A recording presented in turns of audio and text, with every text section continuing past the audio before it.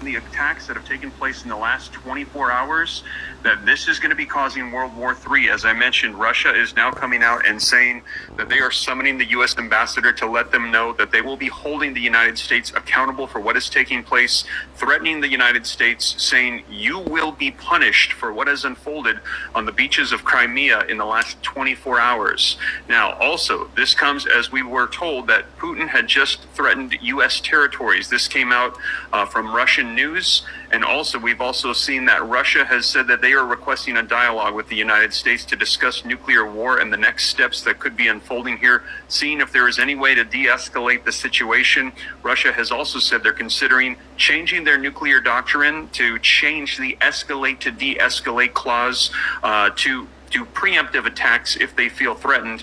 In addition to that, Putin also says that they will be potentially delivering weapons here to North Korea and the enemies of the United States as a result of what has been unfolding with the U.S., Ukraine, and Russia. And now this coming out today, again, June 24th, 2024, this is breaking news coming out that Russia is now saying the United States will be held accountable. And if you are wondering, we're having U.S. Members of Congress coming out and saying this is an overdrive of the attacks that have carried out a heinous attack against civilians in the Russian city of Sevastopol in Crimea. Ukraine launched 5 US-supplied Attack-MS missiles armed with cluster munitions. An American Global Hawk UAV was patrolling the airspace over the Crimean Peninsula. The beach area packed with peaceful citizens enjoying their weekend, an Orthodox holiday, was hit. Fire came from the sky on unprotected people who had nowhere to hide. Sand turned into blood. The video footage from the scene is just shocking. 151 persons were injured, among them 27 children. 4 people died, including 2 children. All responsible for this and other terrorist attacks will be held accountable. The fact that the US is directly involved in this crime is beyond any doubt.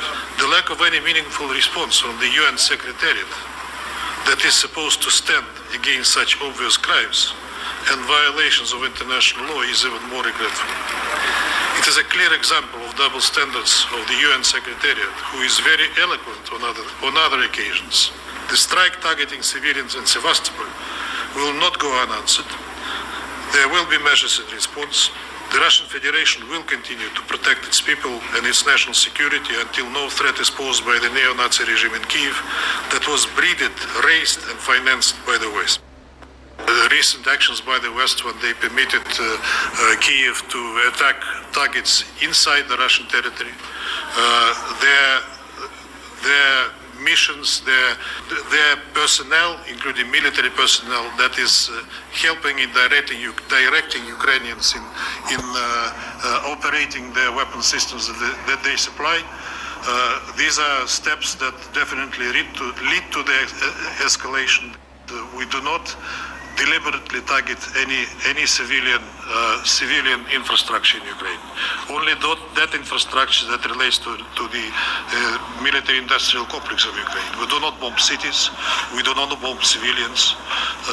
So that's it. We are not doing what Israel is doing in Gaza. And